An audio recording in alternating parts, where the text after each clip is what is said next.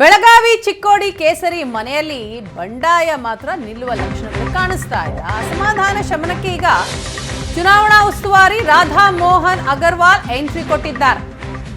ಪ್ರತ್ಯೇಕ ಸಭೆ, ಪದಾಧಿಕಾರಿಗಳು, ಮುಖಂಡರಿಗೆ ಖಡಕ್ ಸಂದೇಶವನ್ನ ನೀಡಿದ್ದಾರೆ ರಾಧಾ ಮೋಹನ್ ಅಗರ್ವಾಲ್.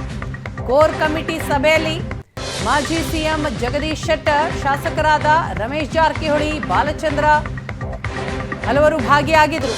ಚಿಕ್ಕೋಡಿ ಸಭೆಯಲ್ಲಿ ಅಣ್ಣಾ ಸಾಹೇಬ್, ಶಶಿಕಲಾ, ದುರ್ಯೋಧನ ಇವರು ಕೂಡ ಭಾಗಿಯಾಗಿದ್ರು. ಎರಡೂ ಕ್ಷೇತ್ರಗಳಲ್ಲಿ ಮರಾಠ ಮತಗಳು ಜಾಸ್ತಿ ಇದ್ದಾವೆ, ಅದು ಕೈ ತಪ್ಪಿ ಹೋಗಬಾರದು.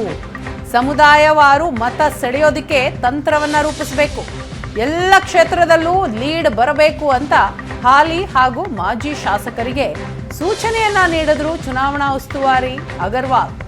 ಮೊದಲು ಬೆಳಗಾವಿ ಚಿಕ್ಕೋಡಿ ಕ್ಷೇತ್ರದ ಪದಾಧಿಕಾರಿಗಳ ಸಭೆ ಮಾಡ್ತಾರೆ. ಬೂತ್ ಮಟ್ಟದಲ್ಲಿ ಕೆಲಸ ಮಾಡಬೇಕು ಅಂತ ಸೂಚನೆ ಕೊಡ್ತಾರೆ.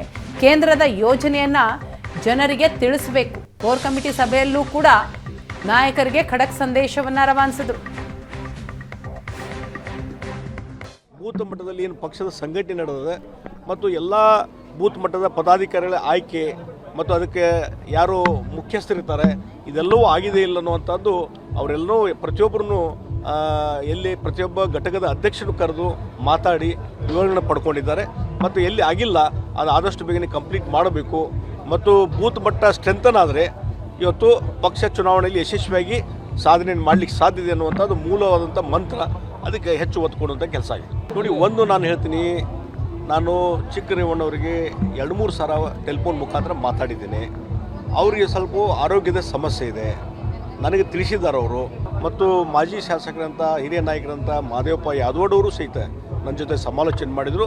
ಎಲ್ಲರೂ ಕೂಡ್ಕೊಂಡು ಇವತ್ತು ಅಲ್ಲಿ ಈ ರಾಮದುರ್ಗದಲ್ಲಿ ಎಲ್ಲರೂ ಸಂಘಟಿತರಾಗಿ ಕೆಲಸ ಮಾಡ್ತೀವಿ, ಎಲ್ಲರೂ ಒಗ್ಗಟ್ಟಿಸಿ ಕೆಲಸ ಮಾಡ್ತೀವಿ ಅನ್ನುವಂಥದ್ದು ಮಾತುಕತೆ. ರಾಮದುರ್ಗ ಸೌದತ್ತಿ ಮತ್ತು ಬೈಲಹೊಂಗಲದಲ್ಲಿ ಮೂಲ ಮತ್ತು ವಲಸೆ ನಡುವೆ ಆಲ್ಮೋಸ್ಟ್ ಸೌದತ್ತಿಯ ಕೆಲವೊಂದು ಗ್ರಾಮಗಳಿಗೆ ಸುಮಾರು 8 ಗ್ರಾಮಗಳಿಗೆ ವಿಸಿಟ್ ಮಾಡಿದ್ದೆ.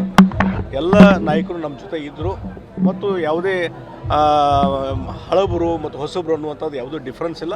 ಬೂತ್ ಮಟ್ಟದಲ್ಲಿ ಏನು ಇದೇ ವಿಚಾರಕ್ಕೆ ಸಂಬಂಧಪಟ್ಟ ಹಾಗೆ ಮಾಹಿತಿಯನ್ನ ಕೊಡ್ತಾರೆ ನಮ್ಮ ಬೆಳಗಾವಿಯ ಪ್ರತಿನಿಧಿ ಅನಿಲ್. ಇದೀಗ ನಮ್ಮ ಜೊತೆ ಸಂಪರ್ಕದಲ್ಲಿದ್ದಾರೆ.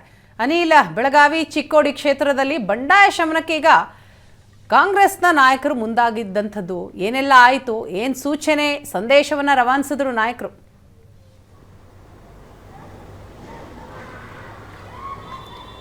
ಟಿಕೆಟ್ ಘೋಷಣೆಗೂ ಮುನ್ನವೇ ಬೆಳಗಾವಿ ಹಾಗೂ ಚಿಕ್ಕೋಡಿಯಲ್ಲಿ ಬಿಜೆಪಿಯಲ್ಲಿ ಹಾಲಿ ಸಂಸದರಿದ್ದಾಗಲೂ ಕೂಡ ಸಾಕಷ್ಟು ಜನ ಆಕಾಂಕ್ಷಿಗಳಿದ್ದರು. ಚಿಕ್ಕೋಡಿಯಲ್ಲಿ ಅಣ್ಣಾ ಸಾಹೇಬ್ನಲ್ಲಿ ಹಾಲಿ ಸಂಸದರಿದ್ದರೂ ಕೂಡ ಮಾಜಿ ಸಂಸದ ರಮೇಶ್ ಕತ್ತಿ ಆಗಿರ್ಬೋದು, ಪ್ರಭಾಕರ್ ಕೋರೆ ಪುತ್ರ ಅಮಿತ್ ಕೋರೆ, ಡಾಕ್ಟರ್ ರಾಜೇಶ್ ನಿರ್ಲಿ ಅವರು ಟಿಕೆಟ್ ಕೊಡಬೇಕು ಅಂತೇಳಿ ಬೇಡಿಕೆಯನ್ನು ಇಟ್ಟಿದ್ರು. ಆ ಸಂಬಂಧಪಟ್ಟಂಗೆ ಲಾಬಿಯನ್ನು ಕೂಡ ಮಾಡಿದರು. ಆದರೆ ಹೈಕಮಾಂಡ್ ಮತ್ತೆ ಅಣ್ಣಾ ಸಾಹೇಬ್ ಜೊಲ್ಲೆ ಅವರಿಗೆ ಮನೆ ಹಾಕಿರುವಂಥದ್ದು. ಬೆಳಗಾವಿಯಲ್ಲೂ ಕೂಡ ಹಾಲಿ ಸಂಸದೆ ಮಂಗಳಾ ಅಂಗಡಿ ಅವರು ಇದ್ದಾಗಲೂ ಕೂಡ ರಾಜ್ಯಸಭಾ ಸದಸ್ಯ ಈರಣ್ಣ ಕಡಾಡಿ, ಮಾಜಿ ಶಾಸಕರಾದ ಸಂಜಯ್ ಪಾಟೀಲ್, ಅನಿಲ್ ಬೆನ್ಕೆ ಸೇರಿದಂತೆ 10ಕ್ಕೂ ಅಧಿಕ ಆಕಾಂಕ್ಷಿಗಳಿದ್ದರು. ಆದರೆ ಹಾಲಿ ಸಂಸದೆ ಮಂಗಳಾ ಅಂಗಡಿಗೆ ಟಿಕೆಟ್ ಡ್ರಾಪ್ ಮಾಡಿ ಇದೀಗ ಮಾಜಿ ಮುಖ್ಯಮಂತ್ರಿ ಜಗದೀಶ್ ಶೆಟ್ಟರ್ ಅವರಿಗೆ ಬಿಜೆಪಿ ಟಿಕೆಟನ್ನು ಬೆಳಗಾವಿಯಿಂದ ನೀಡಿರುವಂಥದ್ದು. ಹೀಗಾಗಿ ಏನು ಆರಂಭದಲ್ಲಿ ಮೊದಲಿನಿಂದಲೂ ಕೂಡ ಏನು ಬಿಜೆಪಿ ಅಭ್ಯರ್ಥಿಗಳಿಗೆ ಅಣ್ಣಾ ಸಾಹೇಬ್ ಜೊಲ್ಲೆ ಅವರಾಗಿರ್ಬೋದು, ಇತ್ತ ಜಗದೀಶ್ ಶೆಟ್ಟರ್ ಅವರು ಇಬ್ಬರಿಗೂ ಕೂಡ ಇಲ್ಲಿ ಸ್ಥಳೀಯ ನಾಯಕರು ಅಸಮಾಧಾನವನ್ನು ಹೊರಹಾಕ್ತಾ ಇದ್ರು. ಹೀಗಾಗಿ ಜಗದೀಶ್ ಶೆಟ್ಟರ್ ಅವರು ಎಂಟ್ರಿ ಆಗೋಕ್ಕಿಂತ ಮುನ್ನೆ BS ಯಡಿಯೂರಪ್ಪನವರು ಕೂಡ ಬೆಳಗಾವಿಗೆ ಬಂದಿದ್ದರು, ಸ್ಥಳೀಯ ನಾಯಕರ ಜೊತೆಗೆ ಸಮಾಲೋಚನೆಯನ್ನು ಮಾಡಿದರು.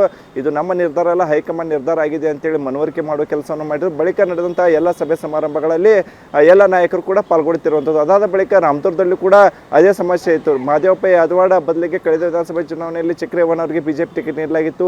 ಹೀಗಾಗಿ ಸಹಜವಾಗಿ ಮಹದೇವಪ್ಪ ಯಾದವಾಡ ಅವರು ಕೂಡ ಮುನಿಸಿಕೊಂಡಿದ್ದರು.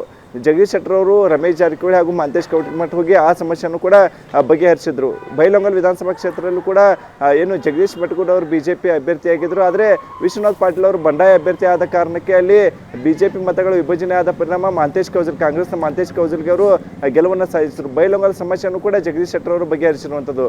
ಬೆಳಗಾವಿ ಹಾಗೂ ಚಿಕ್ಕೋಡಿಯ ಸಮಸ್ಯೆಯನ್ನು ಬಗೆಹರಿಸಿದ ಬಳಿಕ ಇದೀಗ ಬೆಳಗಾವಿ ಅಖಾಡಕ್ಕೆ ರಾಜ್ಯ ಚುನಾವಣಾ ಉಸ್ತುವಾರಿ ರಾಧಾ ಮೋಹನ್ ಅಗರ್ವಾಲ್ ಅವರು ಕೂಡ ಬೆಳಗಾವಿಗೆ ನಿನ್ನೆ ಎಂಟ್ರಿ ಕೊಟ್ಟಿದ್ದರು. ಇಲ್ಲಿ ಬರ್ತಕ್ಕಂತಹ 2 ಕ್ಷೇತ್ರಗಳು ಈಗಾಗಲೇ ಬಿಜೆಪಿ ಸಂಸದರೇ ಇದ್ದಾರೆ. ಹೀಗಾಗಿ ಬರ್ತಕ್ಕಂಥ ಚುನಾವಣೆಯು ಕೂಡ ಈ 2 ಕ್ಷೇತ್ರಗಳನ್ನು ಬಿಜೆಪಿ ಉಳಿಸಿಕೊಳ್ಳಬೇಕು ಅನ್ನುವ ನಿಟ್ಟಿನಲ್ಲಿ ತಂತ್ರಗಾರಿಕೆಯನ್ನು ಮಾಡಿರುವಂಥದ್ದು. ಕಾಂಗ್ರೆಸ್ ಸಾಕಷ್ಟು ಗ್ಯಾರಂಟಿ ಯೋಜನೆಗಳ ಕೂಡ ಪ್ರಚಾರ ಮಾಡ್ತಿದ್ದಾರೆ. ಮೋದಿ ಸರ್ಕಾರ ಕೂಡ ಸಾಕಷ್ಟು ಯೋಜನೆಗಳನ್ನು ತಂದಿದೆ.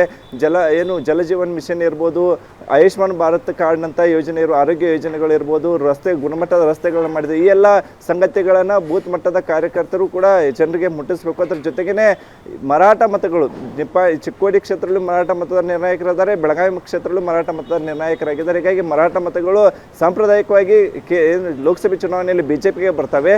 ಈ ಚುನಾವಣೆ ಕೂಡ ಬಿಜೆಪಿಗೆ ಬರುವ ನಿಟ್ಟಿನಲ್ಲಿ ನಿಗಾ ವಹಿಸಬೇಕು ಅಂತ ಹೇಳಿದ್ದಾರೆ. ಜೊತೆಗೆ ಸಮುದಾಯವಾರ ಮತಗಳನ್ನು ಸೆಳೆಯೋಕೆ ಆಯಾ ನಾಯಕ, ಆಯಾ ಪಕ್ಷ, ಆಯಾ ಮುಖಂಡರನ್ನ ಕರೆಸಿ ಆ ಸಮುದಾಯದ ಓಲೈಕೆ ಮಾಡಬೇಕು ಅಂತೇಳಿ ಕೂಡ ಸಲಹೆ ಸೂಚನೆ ನೀಡಿರುವಂಥದ್ದು. ಪ್ರತಿ ಏನು ಕ್ಷೇತ್ರದಲ್ಲೂ ಕೂಡ ಅಲ್ಲಿ ಮಾಜಿ ಶಾಸಕರಿರಲಿ ಅಥವಾ ಹಾಲಿ ಶಾಸಕರಿರಲಿ ಕನಿಷ್ಠ 5,000 ರಿಂದ 10,000 ಮಾಜಿ ಶಾಸಕರಿದ್ರೆ ಕನಿಷ್ಠ 20,000 ರಿಂದ 25,000 ಲೀಡ್ ಕೊಡಬೇಕು. ಹಾಲಿ ಶಾಸಕರಿದ್ರೆ 30,000 ರಿಂದ 40,000 ಲೀಡ್ ಕೊಡಬೇಕು ಅಂತ ಹೀಗಾಗಿ ನಿನ್ನೆ ಉಸ್ತುವಾರಿ ರಾಧಾಮೋಹನ್ ಅವರು ಕೊಟ್ಟಿದ್ದಾರೆ ನಿಜ. ಆದರೆ ಈಗ ಬಂಡಾಯ ಎದ್ದಂತಹ ನಾಯಕರು ಅವರ ಬಂಡಾಯ ಶಮನ ಆಯ್ತಾ? ಅವರೆಲ್ಲರೂ ಕೂಡ ಸಮಾಧಾನರಾದ್ರ? ಬೆಳಗಾವಿ ಲೋಕಸಭಾ ಕ್ಷೇತ್ರದಲ್ಲಿ ರಾಮದುರ್ಗ ಹಾಗೂ ಬೈಲಹೊಂಗಲ ಸಾಕಷ್ಟು ಸಮಸ್ಯೆ ಆಗಿತ್ತು. ಅಲ್ಲಿ ವಿಧಾನಸಭೆ ಚುನಾವಣೆಯಲ್ಲಿ ಮಾದೇವಪ್ಪ ಯಾದವ್ ಅವರಿಗೆ ಟಿಕೆಟ್ ಕೊಡದ ಹಿನ್ನೆಲೆಯಲ್ಲಿ ಅವರು ಕಳೆದ ವಿಧಾನಸಭೆ ಚುನಾವಣೆಯಲ್ಲಿ ತಟಸ್ಥವಾಗಿದ್ದರು. ಹೀಗಾಗಿ ಜಗದೀಶ್ ಶೆಟ್ಟರ್, ಯಡಿಯೂರಪ್ಪನವರು ಕೂಡ ಅಖಾಡಕ್ಕೆ ಎಂಟ್ರಿ ಕೊಟ್ಟು ಶಮನವನ್ನು ಮಾಡಿದರು. ಬಳಿಕ ಜಗದೀಶ್ ಶೆಟ್ಟರ್ ಅವರು ಕೂಡ ಹೋಗಿ ಮಾದೇವಪ್ಪ ಯಾದವ್ ಅವರನ್ನು ವಿಶ್ವಾಸಕ್ಕೆ ತೆಗೆದುಕೊಳ್ಳುವಲ್ಲಿ ಯಶಸ್ವಿಯಾಗಿದ್ದಾರೆ. ಇತ್ತ ಚಿಕ್ಕ ರೇವಣ್ಣವರನ್ನು ಕೂಡ ವಿಶ್ವಾಸಕ್ಕೆ ತೆಗೆದುಕೊಳ್ಳುವಲ್ಲಿ ಯಶಸ್ವಿಯಾಗಿದ್ದಾರೆ. ಬೈಲಹೊಂಗಲದಲ್ಲೂ ಕೂಡ ವಿಶ್ವನಾಥ್ ಪಾಟೀಲ್, ಅದ್ರ ಜೊತೆಗೇ ಜಗದೀಶ್ ಮೆಟಗೂಡ್ ಹಾಗೂ JDS ಏನು NDA ಕೂಟದ ಬರ್ತಕ್ಕಂತಹ JDS ಅನ್ನ ನಾಯಕರನ್ನು ಕೂಡ ವಿಶ್ವಾಸಕ್ಕೆ ತೆಗೆದುಕೊಳ್ಳುವಲ್ಲಿ ಯಶಸ್ವಿಯಾಗಿದ್ದಾರೆ. ಹೀಗಾಗಿ ಈಗ ಎಲ್ಲವೂ ಕೂಡ ಶಾಂತವಾಗಿದೆ. ಎಲ್ಲರೂ ಕೂಡ ಪಕ್ಷಕ್ಕಾಗಿ ದುಡಿತಿದ್ದಾರೆ. ಅದನ್ನ ಯುಟಿಲೈಸ್ ಮಾಡ್ಕೋಬೇಕು, ಹೆಚ್ಚಿನ ಲೀಡ್ ಪಡಿಬೇಕು ಅನ್ನುವಂತಹ ಸಲಹೆ ಸೂಚನೆಗಳನ್ನ ನಿನ್ನೆ ಅಗರ್ವಾಲ್ ಅವರು ಇಲ್ಲಿ ಸ್ಥಳೀಯ ನಾಯಕರಿಗೆ ನೀಡಿರುವಂತದ್ದು. ಥ್ಯಾಂಕ್ ಯು ಅನಿಲ್ ತಮ್ಮೆಲ್ಲ ಮಾಹಿತಿಗಾಗಿ.